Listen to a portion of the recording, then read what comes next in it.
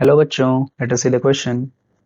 The magnetic nature of elements depend on the presence of unpaired electrons. Identify the configuration of transition elements which shows the highest magnetic moment.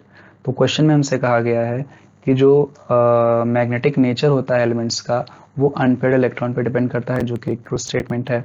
तो question में हमसे कहा गया है कि ये जो अलग अलग कन्फिग्रेशन यहाँ पे लिखी हैं ट्रांजिशन एलिमेंट्स की, तो क्वेश्चन में हमसे कहा गया है कि इसमें से कौन सा कन्फिग्रेशन होगा जो हाईएस्ट मैग्नेटिक मोमेंट शो करेगा।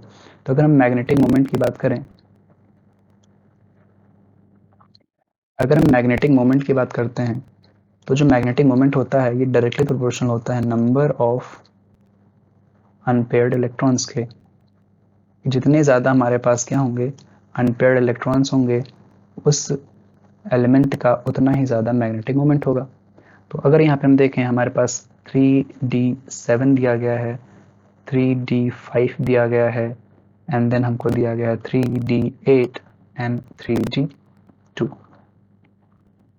तो अगर यहाँ पे हम देखें, क्योंकि यहाँ पे फील्ड का जिक्र नहीं किया गया है कि टेट्राहेड्रल फील्ड है या ऑक्टाहेड्रल फील्ड है या स्ट्रॉन्ग फील्ड, वीक फील्ड का जिक्र नहीं किया गया है, तो उसको अभी कंसिडर नहीं करेंगे यहाँ पे।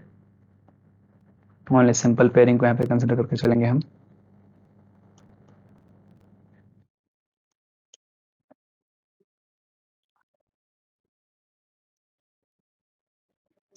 ठीक है, 3d7 की अगर बात करें तो 7 इलेक्ट्रॉन्स की फिलिंग कैसे होगी, 1 2 3 4 5 देन 6 एंड 7।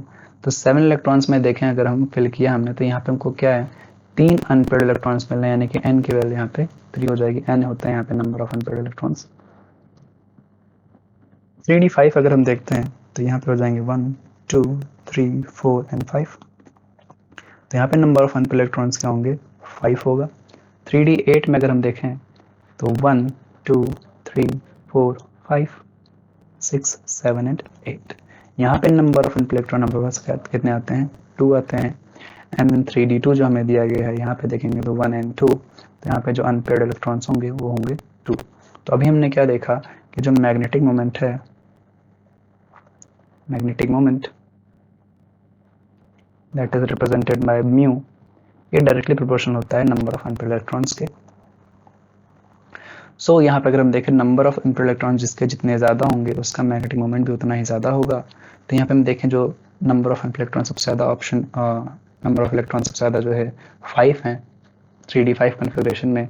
तो जो हमारा 3d5 होगा, इसका जो मैग्नेटिक मोमेंट होगा वो हाईएस्ट होगा। So this will be our correct answer. So correct answer will be option B, that is 3d5 configuration. I hope you understand the solution. Best of luck. Thank you.